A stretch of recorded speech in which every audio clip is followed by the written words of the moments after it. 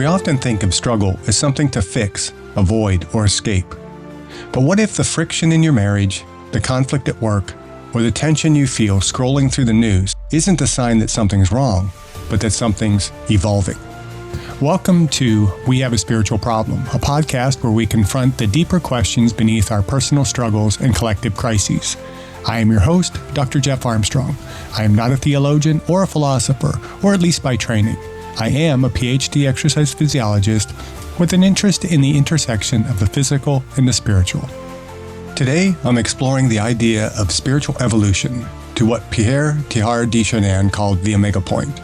It's the notion that all of creation is being drawn forward, not just physically, but spiritually, toward greater unity, consciousness, and love. But here's the twist. It's not peace and ease that propel us forward. It's friction. It's conflict, pain, misunderstanding, failure. It's the heat of everyday life that burns away what's false and reveals what's true.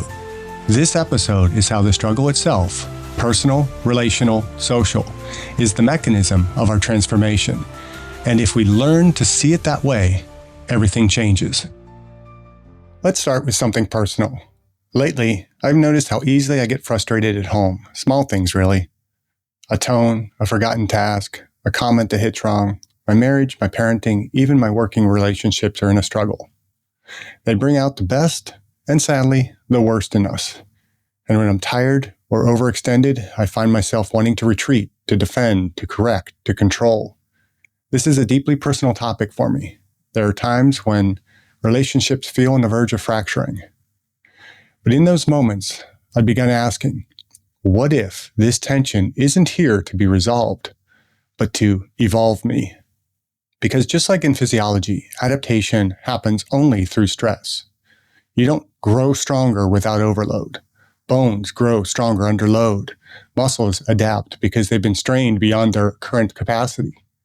But that growth doesn't happen during the stress. It happens in recovery, in integration. And maybe the same is true spiritually. Maybe the overload of relational strain, cultural division, or emotional fatigue isn't punishment. It's stimulus. It's the necessary pressure for our souls to adapt towards something higher. Pierre Teilhard de Chardin, who I mention frequently on this podcast, was a Jesuit priest and paleontologist who saw no conflict between science and spirituality. For him, evolution wasn't just biological, it was cosmic and spiritual. The universe, he said, is not finished. It's unfolding toward an ultimate unity he called the omega point, a convergence of consciousness and love in Christ. Teilhard believed we are not evolving away from matter, but through it, through the struggle of matter becoming mind and mind becoming spirit. And here's the beautiful and at times painful truth, that evolution is messy. It's full of friction, mutation, failure, and death. But every stage of tension gives rise to a higher level of integration. Spiritual evolution is painful. It sometimes appears destructive. It's the and the wow we talked about in episode 14. It's the wonder shared by Brian Cranley in episode 36. Creation has evolved biologically in response to environmental tension. What if the same is true for us individually? That our personal evolutions happen through the same pattern: friction, fragmentation, transformation, integration. In this podcast, I often refer to the SPIES model: spiritual, physical, intellectual, and social wellness. Recall that these are not separate silos. They're interconnected dimensions of one evolving life. Or better yet, they are the interconnected dimensions of an evolving universe. When we experience stress in one, the others feel it. And when we grow in one, the others benefit. For instance, when I'm emotionally reactive, it impacts my physical health, my sleep, appetite, even heart rate variability. But when I take time to move, to breathe, to pray, that physical recalibration restores emotional clarity and spiritual receptivity. At the same time, it can create stress in the lives of the people we love the most. Teilhard's omega point isn't just a cosmic endpoint. It's a pattern we can see right now in how wholeness unfolds across these domains.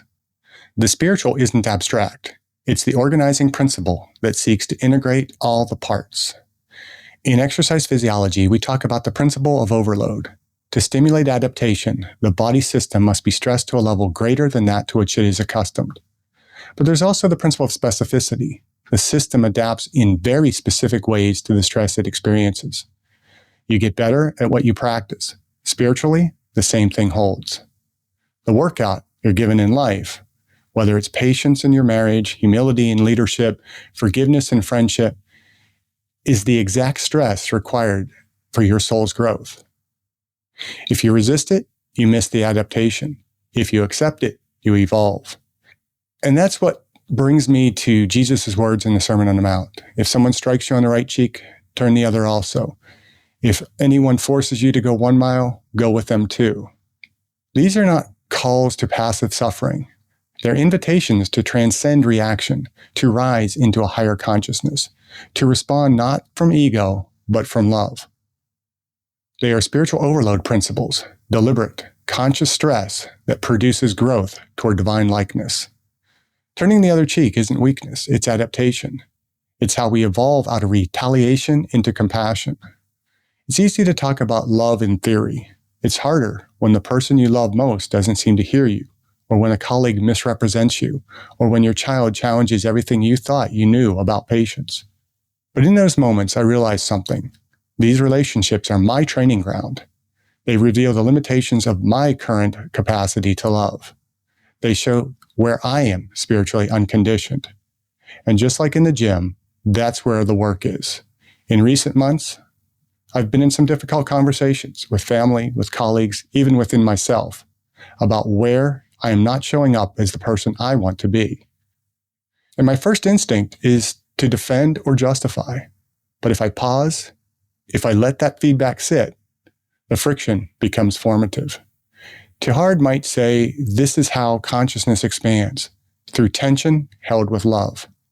My friend and frequent guest on this podcast, Lauren Axelrod, offers what she calls the 10 words, a kind of spiritual lexicon for conscious living: attention, acceptance, authenticity, benevolence, balance, contemplation, creativity, cooperation, celebration, and care. Each of these words reflect a posture of participation in spiritual evolution. Attention is presence, the ability to see clearly what is, not what we wish it were. Acceptance is not resignation. It's the courage to stay with reality long enough for it to transform us. Authenticity is alignment, living from the truth within, not the mask without. Benevolence and care remind us that love is the engine of evolution. Balance and cooperation are how we sustain harmony within complexity. Creativity and celebration remind us that joy and novelty are not byproducts, they're the signs of forward movement. And contemplation ties all of them together. It's the space in which adaptation becomes awareness. When I feel spiritually stagnant, when I am failing relationally, it's usually because I've neglected one or more of these 10. They are the spiritual equivalents of movement, rest, and nutrition in physical health. We're living in a time of immense social and political tension, and it's tempting to view that as regression, as if humanity is devolving. But Teilhard would say this is precisely what evolution looks like. The closer we move toward unity, the more tension arises between what is and what could be. Think of a muscle under load. It shakes not because it's weak, but because it's adapting. Our collective shaking might be the tremor of transformation. Polarization, disinformation, loneliness, all these reveal the gap between our current consciousness and the higher consciousness we're being called to embody. The question is, will we break or will we evolve? Teilhard described the Omega Point as both a destination and a presence already at work within us, the divine lore pulling creation toward its fulfillment. Paul said it this way: Christ in you, the hope of glory. That means the same evolutionary impulse that shaped galaxies and cells is working in your relational friction, your fatigue, your spiritual hunger. When I'm in conflict, I try to remember this. It's not the end. It's the energy of transformation at work. The overload principle again. The stress must precede the adaptation. And that's where faith comes in. Not blind belief, but the willingness to trust that this tension is sacred, that the pain of becoming is also the promise of being remade. So how do we train for this? We practice spiritual adaptation the same way we approach physical growth, with intention, patience, and progressive overload. Start small. Hold the tension a little longer before reacting. Listen twice before speaking once. Pause to breathe before defending your ego. Extend kindness when indifference would be easier. These are small acts of spiritual stress, micro-adaptations toward the omega point. And like in the gym, the goal isn't perfection, but progression. Over time, the weight that once broke you becomes the very force that builds you. Spiritual evolution is not about escaping the physical or transcending the human. It's about integrating it. Teilhard's genius was in seeing that matter and spirit are not opposites. They are stages of the same unfolding. And that's why the SPIES model matters. Because true evolution is not spiritual at the expense of the physical, or intellectual, or the neglect of the emotional. It's wholeness, the synchronization of all 5 domains. The omega point, then, isn't somewhere out there.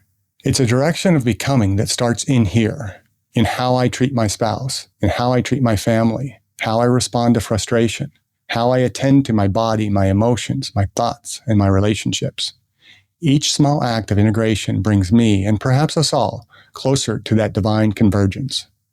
I wish I could say I'm doing these things well. The reality is that my personal life is like a fault line on the verge of a level 8 earthquake. If you take nothing else from this episode, take this. Your struggles are not evidence of your failure. They are the materials of your formation. Every argument, disappointment, or doubt is raw energy waiting to be transformed into consciousness and love. Teilhard believed that evolution is not finished until love is complete, and love, real love, grows in the soil of struggle. So the next time you feel friction, pause, notice it, breathe into it, and ask what might be trying to evolve here. Because maybe, just maybe, the omega point isn't a distant destiny. Maybe it's what's being born in us right now through the sacred work of staying in the struggle. Thank you for joining me on We Have a Spiritual Problem. Until next time, may we continue to hold the tension, embrace the process, and trust that even our struggles are evolving us toward love, toward wholeness, toward the omega point.